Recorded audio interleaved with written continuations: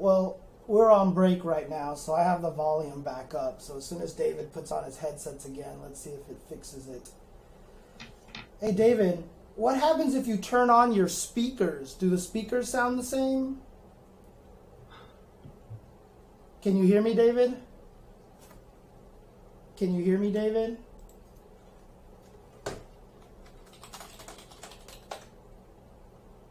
Can you hear me? Talkity talkity talk talk talk. Talkity talkity talk talk talk. Talkity talkity talk talk talk. Talkity talkity talk talk talk. I cannot hear you. Oh, I know why.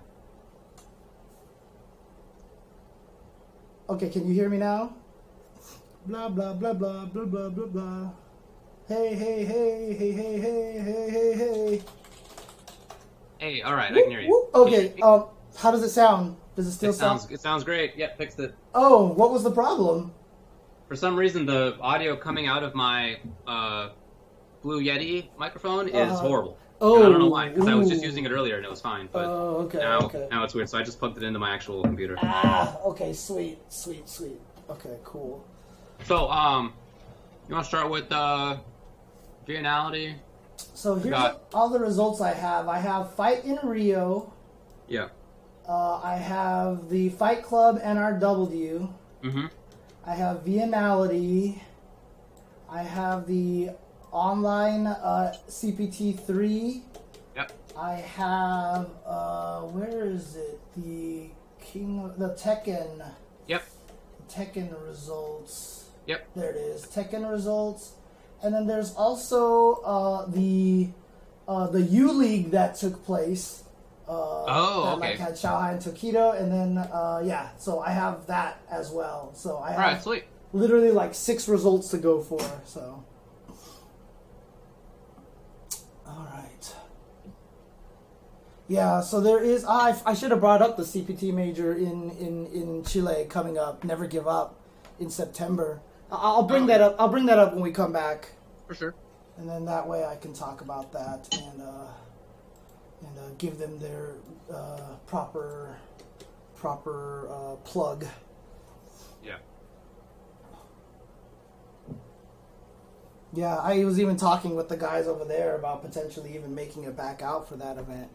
But, I mean, it is a long flight. It's 3 hours to Houston and then, like, over 9 hours to get to Chile. So, It's a pretty nice long flight. On both of these super long legs, of course, I could not fall asleep at all. So that sucks. I only fell asleep from Houston to LA. That was the only time I fell asleep. Bummer. But outside of that, nothing. So, but I did get to play a lot of one-player Splatoon mode. So Ooh. So oh man. All right. Are you ready to come back? Sure. Okay. Sounds good. And yeah. Wait. Which one do you want to start with?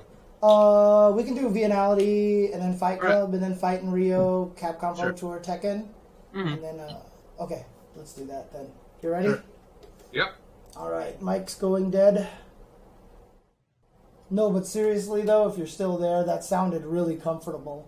Like, it just sounded like one of those great relieving burps. Yeah, it's true. Oh, man. Which game is this background from? Does anybody in the chat know which game that this one is from in particular? I grabbed it off of one of the background sites that I have with the animated GIFs. Because I haven't had an animated one in a while, and I just wanted to put it in as the snow because it's winter. Because I just experienced winter in Chile. So, Last Blade 2. Okay, Last Blade 2. Nice. Okay.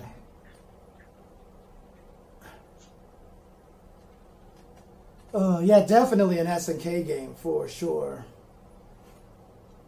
But yeah. But definitely just shameless plugs and shameless shout outs once again, but keep an eye out on Omen of Sorrow and Level 99 Axe Rage in Chile. I don't know if anybody in the chat was at Evo and actually got a chance to mess with Omen of Sorrow, but they actually got like Maximilian to play it, L.I. Joe played it, they even said like Tony Cannon played it, and I think even Combo Fiend played it, and they all liked it and stuff. So, and supposedly it is going to have GGPO for online. So Tony Cannon worked with him to help get them some GGPO in there. Cool. Oh yeah, that's right. Punk did lose the Dominion in grand finals at a Red Bull local thing. That's right. What a dingus. Yeah, and he lost to Dominion's Fang. Oh, that's cool. Nice. Was it Karen? I don't remember. One of the guys in the chat is asking what I wanted to know about the fighting school. I talked about it earlier on in the chat, but on the stream, but I can repeat it here again. I thought it was great. I love what it was doing, and it's an interesting thing because that kind of thing doesn't even exist in the States as far as I know. Like I said, there were a lot of kids there. They had the top players, their top players in Chile, teaching them and talking to them, and almost kind of creating a nice environment where you can craft some strong players and in an environment that's safe for them. And and Chile is running into a lot of the same problems that everywhere else does, right? Video games are a waste of time. Video games, you're rotting your brains, and this kind of things actually help promote video games and promote, in particular, fighting games. And I think that's super cool. Yeah, does sound very similar to what Momochi is doing, but Momochi's got his Shinobiism school. He's sponsored by Echo Fox. Meanwhile, these guys in Chile are just doing what they can, man. So it was very cool, and it was interesting too because when I found out it was being run by Salaryman, aka Gonzalo, it was really funny too because before I went to Chile, as I said last year, Mike Ross went. And Mike Ross told me, he was like, yeah, if you go to Chile, there's two people you look for. He's like, look for Mysterio and look for Salaryman. And so when I met him, I was like, oh, you're Salaryman. You're the one running the school. And I was like really excited about that. And, told him that Mike Ross had a lot of good things to say about him. So there you go. It's very, very cool. Lots of fun.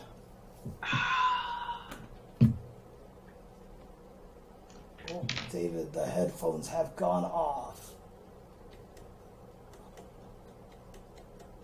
Top players in places outside North America take way more time and resources to reinvest into their local scene compared to their North American counterparts. That is absolutely true, Majin Obama. From what I saw, yeah, they are really putting in a lot of work. All right, I'm back. One of the biggest problems with a lot of places in the States is that the United States is just so freaking large that it's hard to do anything organized like that. So it is definitely easier for other countries, but let me tell you something, man. Their resources out there are just so small. Like I said, just from a financial standpoint, people just don't earn a lot of money in Latin American countries. So, the fact that they can pull a lot of these things off is really, really impressive. Yeah, I know. I've had a lot of problems with, I'm not going to do it. I'm not going to do it. Nope. It was going to be a joke about something being large and then you pulling it off, and now, all right, you want to come back from break? Yes, I want to come back from break. So, okay, ready? Let's go. All right.